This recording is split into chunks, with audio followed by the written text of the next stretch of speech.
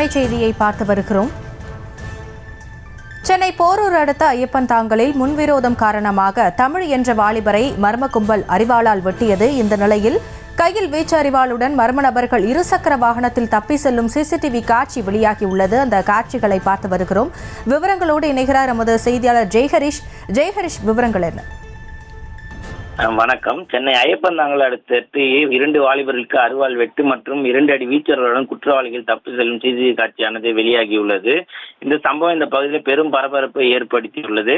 சென்னை போரூர் அடுத்த ஐயப்பந்தாங்கல் தெல்லியாரகரம் பகுதியை சேர்ந்தவன் தமிழ். இவன் மீது கஞ்சா மற்றும் திருட்டு வழக்கு நிலுவையுள்ளதாக கூறப்படுகிறது. இந்த நிலையில் ஐயப்பந்தாங்கல் தெல்லியாரகரம் சாலையில் நேற்று இரவு நின்றிருந்த தமிழை 5க்கும் மேற்பட்ட இருசக்கர வாகனத்தில் வந்த 12க்கும் மேற்பட்ட கும்பல் மறைத்து வைத்திருந்த அரிவாளால் சரமாரியாக வெட்டியுள்ளனர். இது தமிழ் ரத்த வெள்ளத்தில் சாய்ந்துள்ளார். இதையடுத்து அங்கிருந்த கும்பல் இருசக்கர வாகனத்தை தப்பிச் செல்லவும் இந்த கும்பல் வழியில் சென்ற சூர்யா என்ற வாலிபரின் தலையில் வெட்டியுள்ளது.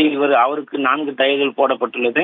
அந்த சாலையில் நின்றிருந்த கார், இருசக்கர வாகனம் போன்ற வாகனங்கள் மீதும் அடித்து நொறுக்கியுள்ளன. இதனால் அங்கு இருந்த பெண்கள் ஓட்டம் பிடித்தனர். அவர்களையும் மிரட்டி கத்தி பயன்கள் ஆயுதம் கொண்டு அந்த பெண்களையும் மிரட்டியுள்ளன. இந்த சம்பவம் அங்கு பெரும் பரபரப்பை ஏற்படுத்தியது. இதனிடையே ரத்த வெள்ளத்தில் சேர்ந்த தமிழை அக்கம் பக்கத்தில் மீட்டு போரில் உள்ள மருத்துவமனையில் அனுமதித்துள்ளனர். மேலும் அவருக்கு தமிழுக்கு தொடர்ந்து தீவிர சிகிச்சை பிரிவில் சிகிச்சையானது வழங்கப்பட்டுள்ளது. மேலும் இந்த தமிழுக்கும் காட்டுப்பாகத்தை சேர்ந்த நபருக்கும் ஏற்கனவே முன்விரோதம் வந்ததாகவும் இதனால் தமிழை தீர்த்து கட்ட இந்த கொலை முயற்சி நடைபெற்றதாகவும் கூறப்படுகிறது. சம்பவம் குறித்து குற்றவாளிகளை பிடிக்க ஆய்வாளர் தலைமை தனிப்படை அமைக்கப்பட்டு தொடர்ந்து போலீசார் தீவிர வேட்டையில் ஈடுபட்டுள்ளனர். மேலும் வெட்டுக்காயம்பட்ட தமிழ் போரூர் தனியார் மருத்துவமனையில் ஆபத்தான நிலையில் தற்போது சிகிச்சையில் உள்ளார் என்றும் சொல்லப்படுகிறது. இது தொடர்பாக காட்டுப்பாக்கம் பகுதியை சேர்ந்த சபரி மற்றும் அவனது கூட்டாளிகளை போலீசார் தீவிரமாக தேடி வருவது குறிப்பிடத்தக்கது.